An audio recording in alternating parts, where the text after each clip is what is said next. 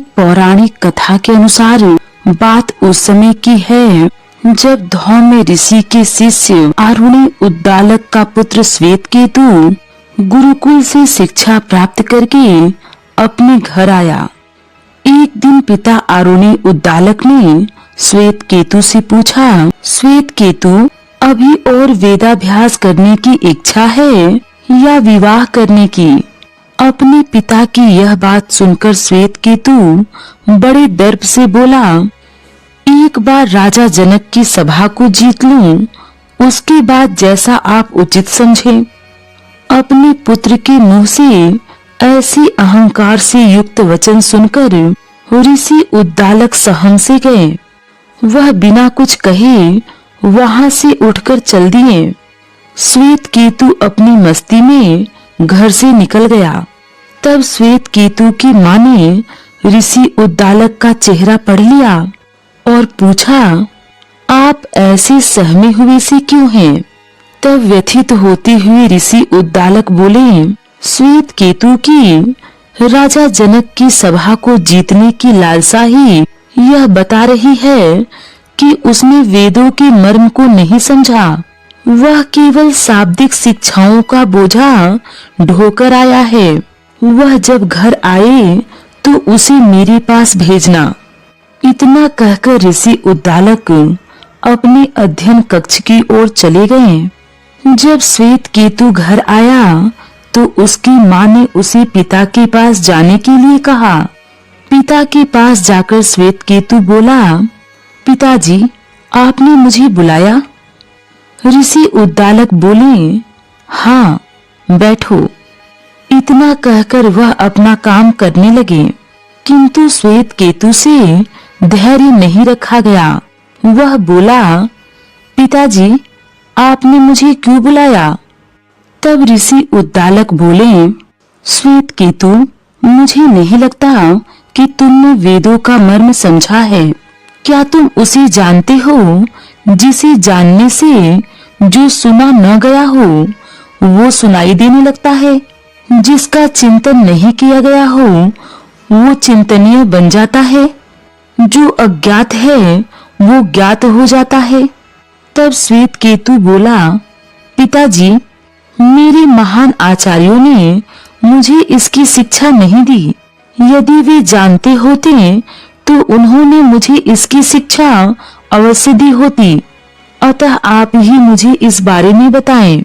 यह सुनकर तथा श्वेतकेतु की जिज्ञासा को जानकर ऋषि उद्दालक श्वेतकेतु को घर से बाहर ले गए। ऋषि आरुणि उद्दालक श्वेतकेतु को लेकर एक पेड़ के नीचे बैठ गए और कुछ मिट्टी उठाते हुए बोले, श्वेतकेतु, जिस तरह जब तुम मिट्टी को जान लेते हो तब तुम मिट्टी से बने सभी बर्तनों को जान लेते हो कि वह भी मिट्टी स्वरूप ही है।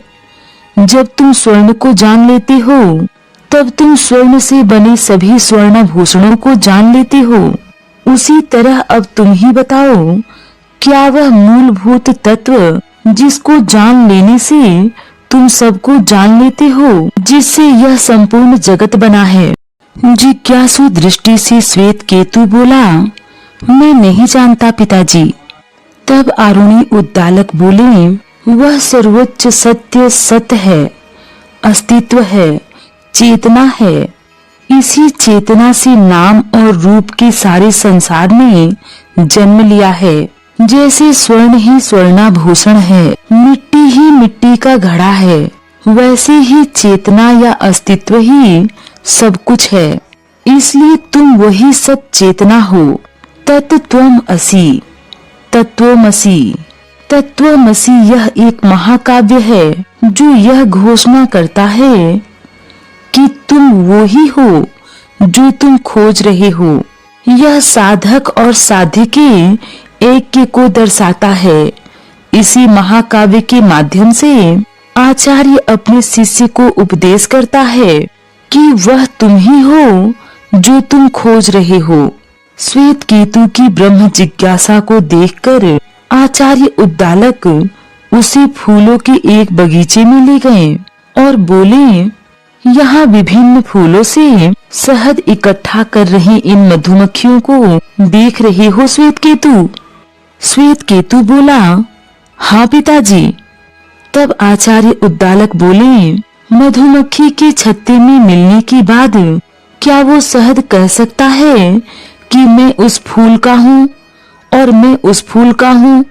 श्वेत केतु बोला, नहीं पिताजी। आचार्य उद्दालक बोले, उसी तरह जब कोई व्यक्ति उस शुद्ध चेतना के साथ एक हो जाता है तो उसकी व्यक्तिगत पहचान खो जाती है। ठीक उसी तरह जैसे सागर में मिलने के बाद नदियां अपना अस्तित्व खो देती हैं, वह चेतना ही है जो सबको जोड़ती है, जिससे तुम, मैं और यह सारा चराचर जगत बना है। तब श्वेत केतु बोला, लेकिन पिताजी, एक सत्य या चेतना से ही विविधता से भरे इस जगत की उत्पत्ति कैसे हुई? तब आचार्य उद्दालक बोले, जाओ कहीं से बरगद के वृक्ष का फल लेकर आओ। श्वेत केतु फल लेकर आया तो आचार्य उद्दालक उसे तोड़ने को कहने लगे और पूछने लगे कि इसमें क्या है। तब श्वेत केतु बोला कि इसमें बहुत सारे छोटे छोटे बीज हैं। तब आचार्य उद्दालक बोले, इसके किसी एक बीज को तोड़ के देखो, उसमें क्या है। जब श्वेत केतु ने छोटे से बीज को तोड़ के देखा तो बोला, यह इतना सूक्ष्म है कि इसे देख पाना संभव नहीं पिताजी। तब आचार्य उद्दालक बोले, यह सूक्ष्म बीज जिसे तुम देख नहीं सकते, इसी से विशालकाय बरगद का वृक्ष अपनी विभिन्न शाखाओं और फूलों को लेकर उत्पन्न होता है।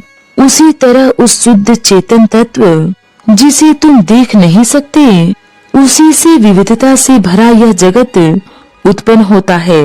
इसके बाद आचार्य उद्दालक ने श्वेत केतु को एक लोटे जल में नमक घोलकर लाने के लिए कहा और श्वेत केतु से लोटे की ऊपरी सतह से जल पीने को कहा और पूछा कि कैसा है।